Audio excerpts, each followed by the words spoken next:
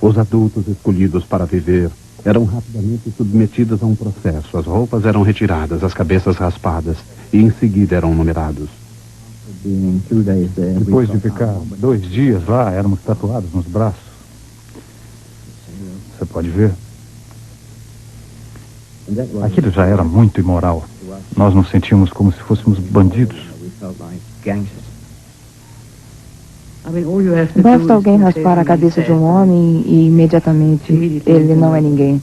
Ele para de existir e as pessoas são separadas da família. Uma pessoa é levada com a família, depois a um determinado momento se separam e então você fica só. Se raspam a cabeça, te dão um número, você se esquece quem é, você não é ninguém. Em seguida, você é insultado, não recebe comida.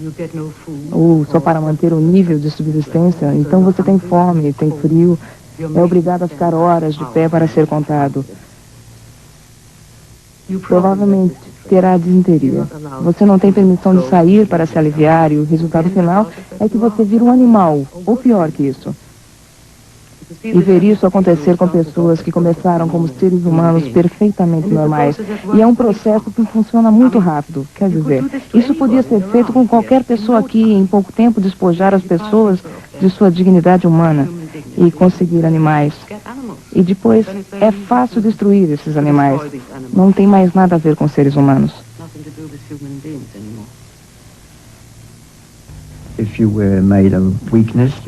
Se você tivesse uma fraqueza, era mandado para a câmara de gás. A seleção era feita uma vez por mês, talvez. Os barracões eram todos trancados. Ninguém tinha permissão de sair. Havia alguns médicos lá, e você tinha que sentar e tinha que marchar ou passar por eles. Se suas costelas apareciam e seus braços fossem muito magros, você seria separado para a câmara de gás. Os que ainda tinham um pouco de músculos tinham permissão de viver.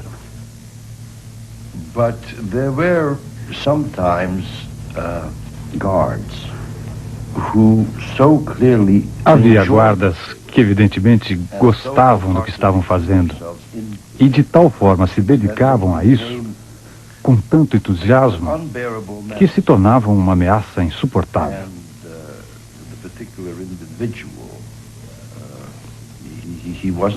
Havia um sujeito em particular, um rapaz ucraniano que usava a farda nazista, cujo passatempo parecia ser o de levantar o seu fuzil acima da cabeça e baixá-lo com toda a força sobre alguém, sem nenhum motivo.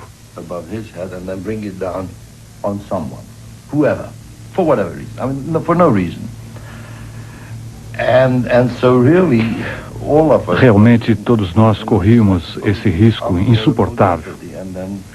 E então, um dia, surgiu uma oportunidade onde pensamos que poderíamos matá-lo, para respirar ligeiramente mais aliviados.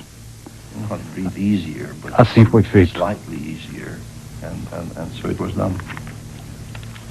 Houve 667 fugas conhecidas em Auschwitz, mas após qualquer resistência vinham as represálias rápidas, inclusive enforcamentos públicos. Havia 12 poloneses. Aconteceu que 1 ou 2 deles fizeram alguma coisa para um oficial nazista durante o dia. Por castigo, levaram os 12 como sendo os responsáveis. Eu vi os homens subirem no caixote. E o chefe do campo colocou os laços ao redor dos pescoços e em seguida chutou para longe os caixotes e eles se enforcaram.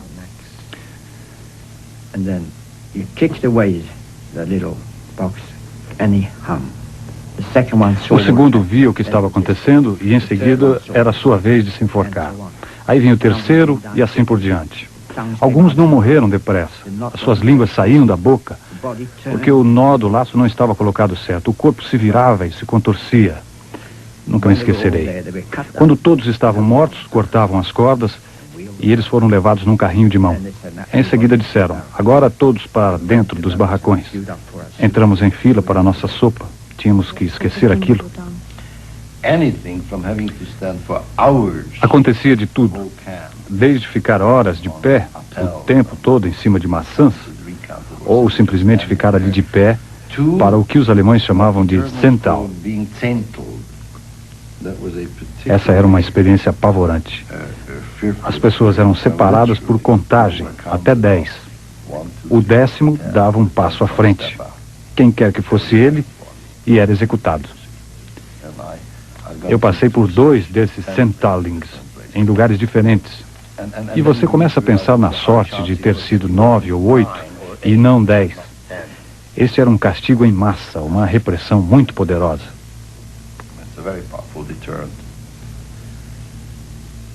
Os nazistas conseguiram esconder a realidade de Auschwitz-Birkenau dos governos ocidentais até 1944. As informações que chegavam às agências e aos governos judeus no exílio sobre os campos de extermínio eram tratadas com ceticismo, como podemos ver nos arquivos ingleses e americanos. O historiador Martin Gilbert fez um estudo especial sobre esses documentos oficiais. Não há dúvida que é chocante para o leitor moderno perceber como pessoas oficiais desprezavam tais boatos, considerando-os exageros, casos tristes escritos por judeus. Mas creio que esse era um pequeno grupo de funcionários, não representava a maioria. Seus horizontes mentais eram limitados, porque estavam escrevendo na sede do governo inglês, e os assassinatos estavam ocorrendo em países que nunca viram, com pessoas que nunca conheceram, e numa proporção que era realmente incompreensível, até mesmo para os próprios judeus. Na primavera de 44, 5 prisioneiros escaparam de Auschwitz e revelaram ao Ocidente a notícia de milhões de mortes. Um clamor internacional fez parar a deportação de centenas de milhares de judeus húngaros no meio. Quando os aliados bombardeavam os alvos industriais a apenas 8 quilômetros de Auschwitz, as agências judias insistiram para que bombardeassem o campo, mas não o fizeram, e no verão as deportações começaram novamente. Encontramos alguns comentários bem hostis e uma relutância geral por parte de alguns funcionários de prosseguir com essa ideia, baseado no fato, como um deles disse, de que isso levaria à perda de preciosas vidas de pilotos ingleses sem nenhum propósito. Por outro lado, havia outros funcionários que não aceitavam esse ponto de vista e insistiram que isso deveria pelo menos ser discutido. Infelizmente, nos Estados Unidos, o homem responsável em lidar com isso deu instrução negativa na primeira e nas 5 vezes subsequentes em que foi solicitado por diferentes organismos judeus para discutir o bombardeio de Auschwitz. Sua resposta formal era de que isso não poderia ser feito. Sempre tive a esperança de que, se uma bomba me matasse, seria uma bênção para mim, acabar já com essa miséria.